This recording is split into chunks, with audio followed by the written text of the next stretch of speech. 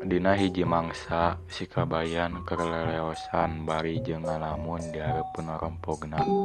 Saliwat oge mikeran rowai tutut jeung lauk anu diala kamari.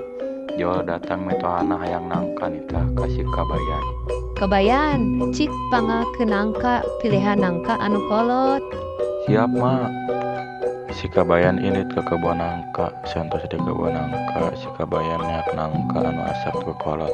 Teu lami si kabayan manggihan eta nangka anu kolot teu badag. Si kabayan tuasa ngangkatna da berat. Duh meuni hese kieu euy ngangkatna moal kaduga abdi mah kumahanya cara ngangkatna. Kusabab kebon nangka teh jauh ti walungan, eta nangka dipalitkeun ku si kabayan.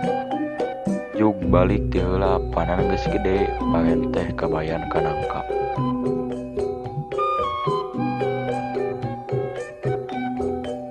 Kenging teu nangka teh. Nya kenging atuh nya badag tur kolot teh. Mana anu nangkana teu mawana naon gening. Nah can datang kitu padahal geus balik ti heula tadi. Ari anjeun tong sapopodoran caritangan angke bisa balik sorangan. Nya anu bodo mah nangka atuh geus kolot apal jalan balik.